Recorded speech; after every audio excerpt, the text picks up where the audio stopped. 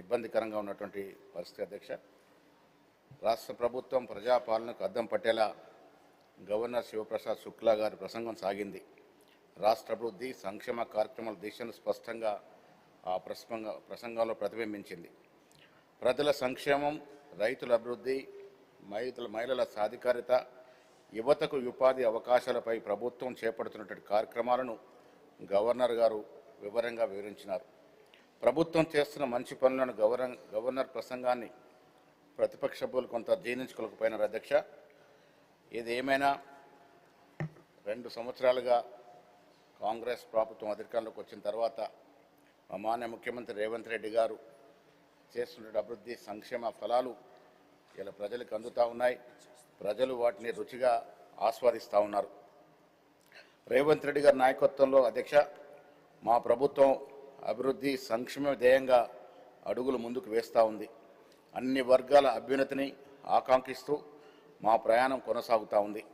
ఇందిరమ్మ రాజ్యంలోని సకల జనులు సంతోషంగా ఉన్నారు. మా ప్రభుత్వం ప్రజలంతా సంతృప్తిగా ఉన్నారు. వారి భవిష్యత్తుకు మరింత పునాదులు వేయడానికి మా ప్రభుత్వం, మా ముఖ్యమంత్రి నిరంతరం తాపత్రయపడుతూ ఉన్నారు. నిత్యం 18 గంటలు పనిచేస్తూ అప్పుల తెలంగాణను ముందుకు తీసుకెళ్తా ఉన్నారు అధ్యక్ష. 16,000 మిగులు బడ్జెట్తో ఉన్నటువంటి తెలంగాణని ఆనాటి యూపీఏ ప్రభుత్వం సోనియామ్మ గారు ఇస్తే, గత ప్రభుత్వం 10 ఏళ్ల పాలనలో 8 లక్షల కోట్ల అప్పుల కుప్ప చేసి మా చేతికి ఇచ్చిపోయింది అధ్యక్ష. అలాంటి పరిస్థితిలో ప్రభుత్వం చేపట్టి ముఖ్యమంత్రిగా ప్రమాణ స్వీకరించినటువంటి రేవంత్ రెడ్డి గారు సర్వశక్తులు కూడగట్టుకొని ఒక్కొక్క ఇటుక పేరుస్తూ రైజింగ్ తెలంగాణ వైపు అడుగులు వేయిస్తూ ఉన్నారు. తెలంగాణలో దేశంలో నంబర్ 1గా చేయడానికి మా ప్రభుత్వం నడుమించింది అధ్యక్ష. హైదరాబాదును విశ్వనగరంగా తీర్చిదిద్దడానికి ప్రభుత్వం అడుగులు వేస్తూ ఉన్నారు. మా పోటీ చెన్నై, బెంగళూరు, ముంబై కాదు అధ్యక్ష.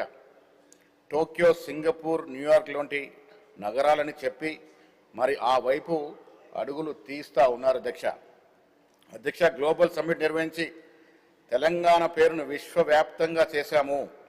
హైదరాబాదులో 2 రోజుల పాటు తెలంగాణ రైజింగ్ గ్లోబల్ సమ్మిట్ విజయవంతంగా నిర్వహించాము.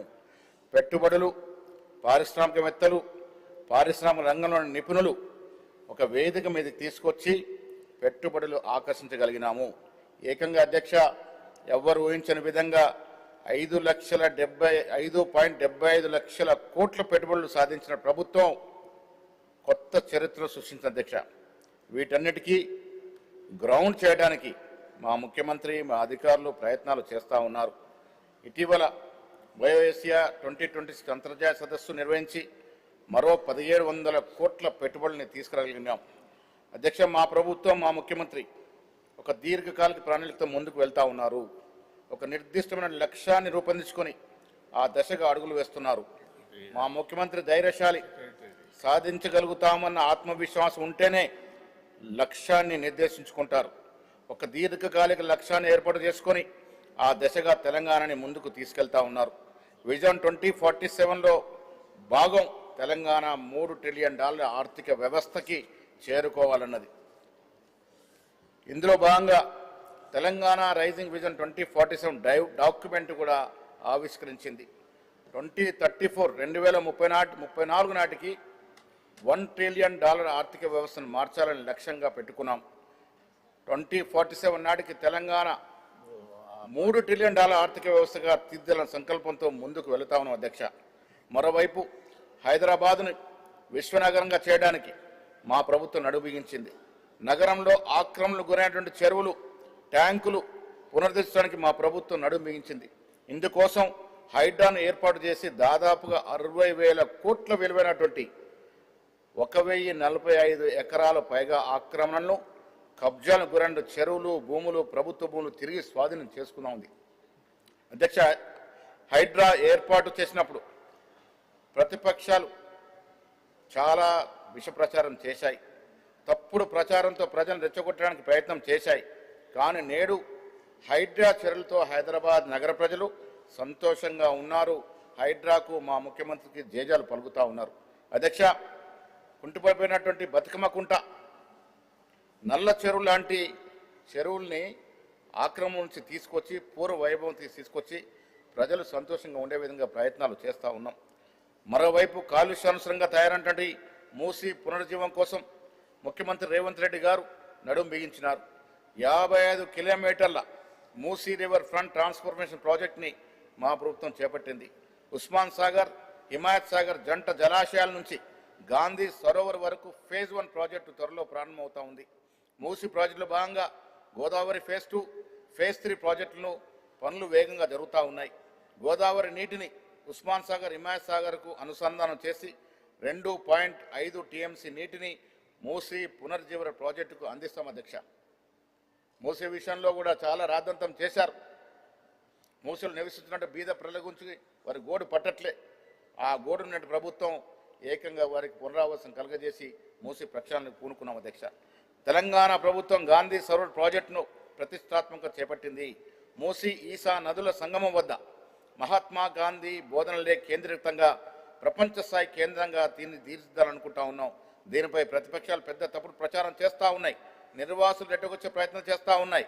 ముఖ్యమంత్రి చాలా స్పష్టంగా ప్రకటించారు, మూసీ బాధితుల్ని అన్ని విధాలుగా ఆదుకొని తీరుతాం అధ్యక్ష. ఎవరికి కూడా అన్యాయం జరగకుండా తగు చర్యలు తీసుకుంటా ఉన్నాం. మరోవైపు పారిశ్రామికంగా తెలంగాణ ముందుకు తీసుకెళ్లడానికి మా ప్రభుత్వం ముఖ్యమంత్రిగా నడుం బిగించారు. కొడంగల్ ఏరియా ఇండస్ట్రియల్ హబ్గా మారనుంది. జైరాబాద్లోని 3245 ఎకరాల national industrial corridor smart city అభివృద్ధి జరుగుతూ ఉంది. ఎన్ఐసిడిసి, ఎన్ఐసిడిఐటి సంయుక్తంగా ఈ ప్రాజెక్టు చేపడతా ఉన్నాయి. జహీరాబాద్లోని నిమ్స్ అవసరమైనటువంటి మిగిలినటువంటి భూమి సేకరణ ప్రక్రియ కొనసాగుతూ ఉంది. రాష్ట్రంలో మిగిలిన ప్రాంతాల్లో కూడా పరిశ్రమలు తీసుకురావడానికి ప్రయత్నాలు జరుగుతూ ఉన్నాయి అధ్యక్ష. గత ప్రభుత్వంలో హయాంలో మూతపడినటువంటి పరిశ్రమలు తెరిపించడానికి కూడా ముఖ్యమంత్రి గారు చొర చూపుతూ ఉన్నారు అధ్యక్ష. మా ప్రభుత్వం తెలంగాణలో మౌలిక సదుపాయాల కల్పనకు నడుం బిగించింది. రోడ్లు, రైలు మార్గాలను విస్తృతంగా ఏర్పాటు చేయడానికి ప్రయత్నాలు జరుగుతూ ఉన్నాయి. కేంద్ర ప్రభుత్వ సహకారంతో హైదరాబాద్ నుండి ఫ్యూచర్ సిటీ అమరావతి మీదుగా బందర్ పోర్టు వరకు గ్రీన్ఫీల్డ్ హైదరాబాద్ అమరావతి ఎక్స్ప్రెస్ నిర్మించాలని ప్రభుత్వం సంకల్పించింది. మా ప్రభుత్వం హైదరాబాద్ నుండి బెంగళూరు, చెన్నై, పూణేలకు 3 హైస్పీడ్ బుల్లెట్ రైలు ప్రకటించింది అధ్యక్ష. శంషాబాద్ నుంచి బుల్లెట్ రైలు కేంద్రంగా అభివృద్ధి చేస్తామని ఇప్పటికే ప్రకటించినాము అధ్యక్ష. వరంగల్, ఆదిలాబాద్ ప్రజల యొక్క చాలా కాలంగా విమానాశ్రయాల కోసం ఎదురు చూస్తూ ఉన్నారు. గత ప్రభుత్వం నిర్లక్ష్యంగా అధ్యక్ష గత ప్రభుత్వం నిర్లక్ష్యం కారణంగా వరంగల్లో కానీ ఆదిలాబాద్లో కానీ విమానాశ్రయాలు అవసరం ఉన్నప్పటికీ కూడా ఏమీ పట్టించుకున్న పాపన పోలే అధ్యక్ష. ఇప్పుడు కేంద్రంతో నిరంతరం స్వప్నం జరిపి ఎయిర్పోర్ట్లో కొలికి తీసుకొచ్చినాం అధ్యక్ష. వరంగల్లో భూసేకరణ కూడా జరిగింది.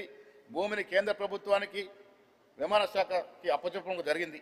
ఆదిలాబాద్లో కూడా త్వరలో భూసేకరణ జరగబోతుంది అధ్యక్ష. 2 విమానాశ్రయాలు అదనంగా హైదరాబాద్తో పాటు 2 అదనంగా విమానాశ్రయాలు తెలంగాణలో రాబోతా ఉన్నాయి. మా ప్రభుత్వం ఐటీ ఎగుమతుల్లో దూసుకుపోతుంది అధ్యక్ష. హైదరాబాద్లో మంచి వాతావరణం తయారు చేయడం, శాంతి భద్రత కాపాడడం, ఐటీ పరిశ్రమకు కావాల్సిన ప్రోత్సాహాలు ఇవ్వడం కూడా తెలంగాణ ఐటీ ఎగుమతులు 3.13 లక్షల కోట్లకు చేరుకున్నాయి. 9.39 లక్షల మంది యువకులకు ఐటీ ఉద్యోగాలు వస్తూ ఉన్నాయి అధ్యక్ష. గత ప్రభుత్వంలో ఐటీకి తామే బ్రాండ్ అంబాసిడర్ అని చెప్పుకుని షో చేశారు తప్ప సాధించింది ఏమీ లేదు అధ్యక్ష. రైతుల విషయానికి వచ్చినప్పుడు రైతు అంటేనే కాంగ్రెస్, కాంగ్రెస్ అంటేనే రైతు. వ్యవసాయానికి పట్టుకట్టింది మా పార్టీ. గతంలో దేశవ్యాప్తంగా రుణమాఫీ చేసిన చరిత్ర కూడా కాంగ్రెస్కి ఉంది అధ్యక్ష. 2009-10లో కూడా కొన్ని లక్షల కోట్ల రుణమాఫీ కేంద్ర ప్రభుత్వం ఇచ్చినటువంటి సందర్భం. మా ప్రభుత్వం కూడా 2 లక్షల రూపు రుణమాఫీ ఏకకాలంలో చేసిన చరిత్ర సృష్టించింది. ఏకంగా 20,616 కోట్లని రైతుల ఖాతాలో జమ వేసి దాదాపు 20 లక్షల మంది రైతులకి రుణవిముక్తులు చేసినటువంటి ఘనత మాది అధ్యక్ష.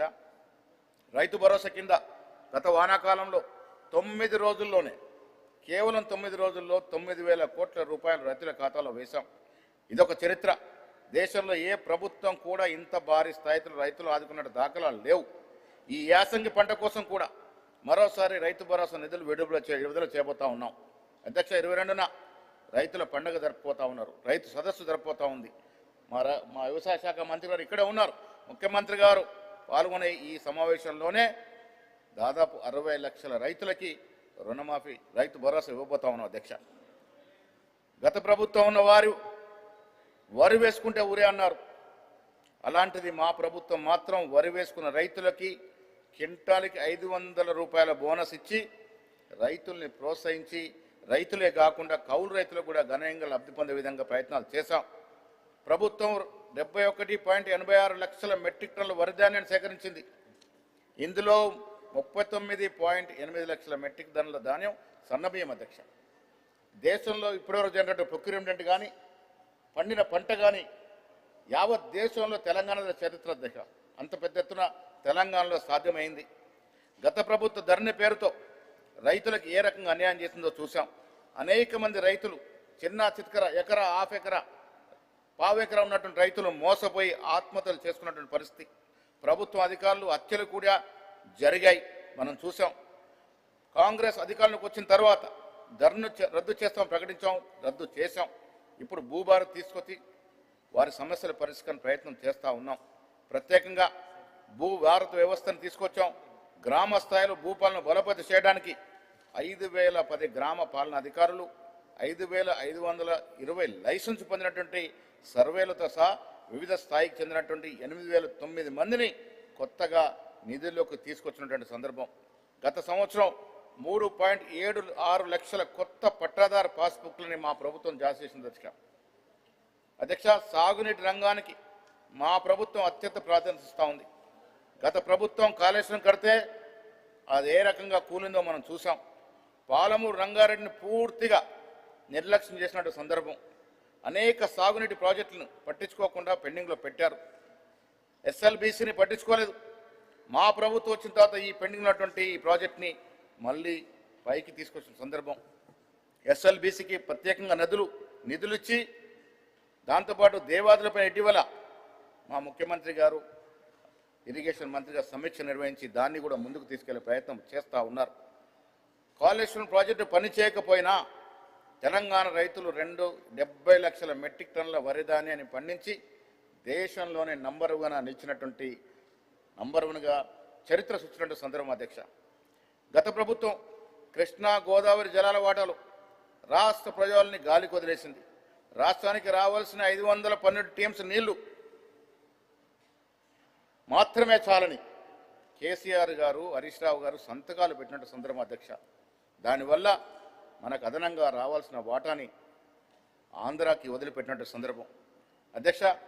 గత ప్రభుత్వం కనీసం రేషన్ కార్డు 10 ఏళ్ల కాలంలో బీద ప్రజలకు కావాల్సిన ఒక్క రేషన్ కార్డు ఇవ్వలేని పరిస్థితి. మేము మా పార్టీ అధికారంలోకి వచ్చిన తర్వాత ప్రతి పేదవాడికి అర్హత కలిగినటువంటి ప్రతి పేదవాడికి ఇవాళ రేషన్ కార్డు ఇస్తా ఉన్నాం అధ్యక్ష. తద్వారా ఇప్పటికే రాష్ట్ర వ్యాప్తంగా 15.12 లక్షల కొత్త రేషన్ కార్డులు జారీ చేశాం. అంటే దాదాపుగా రాష్ట్రంలో 1,05,00,000 మందికి రేషన్ కార్డులు అందజేయడం జరిగింది. 3.38 కోట్ల మంది ఈ పథకాన్ని రుచిగా ఆస్వాదిస్తూ ఉన్నారు. ఈ పథకంలో భాగంగానే ఇవాళ సన్నబియ్యం అంతా ఉన్నాయి. దేశ చరిత్రలో ఎక్కడ లేని విధంగా నాణ్యమైనటువంటి సన్నబియ్యాన్ని రాష్ట్ర ప్రభుత్వం కాంగ్రెస్ ప్రభుత్వం ఇవాళ ప్రజలకు ఇస్తూ ఉంది అధ్యక్ష. తెలంగాణ ఏర్పడిన తర్వాత పేదలకి ప్రభుత్వ ఇల్లు ఒక్కటి కూడా నోచుకోలే. గత ప్రభుత్వం డబుల్ బెడ్రూమ్ ఇళ్లతో ఎన్ని ప్రసంగాలు చేశారో ఆనాటి నాయకులు, ఎంతమంది ఆశల పల్లకిలో ఊహించినారో మనం చూసాం. ఎక్కడ కూడా పేదవానికి డబుల్ బెడ్రూమ్ ఇచ్చిన పాపన పోలే. అందుకే మేము అధికారంలోకి వచ్చిన వెంటనే ఇందిరమ్మ ఇళ్ల పథకం తీసుకొచ్చాం అధ్యక్ష. రాష్ట్రంలో ఇప్పటి వరకు దాదాపు 4.5 లక్షల ఇళ్లను నిర్మించాలనే లక్ష్యంతో ముందుకెళ్తున్నట్టు పరిస్థితి. ప్రతి అసెంబ్లీ నియోజకవర్గానికి 3,500 ఇందిరమ్మ ఇల్లు ఇస్తా ఉన్నటువంటి పరిస్థితి. ఈ పథకం కింద దాదాపు 22,500 కోట్లు ఖర్చు పెట్టినటువంటి పరిస్థితి. రూపాయలు 5,73,00,000 కోట్ల నిధులు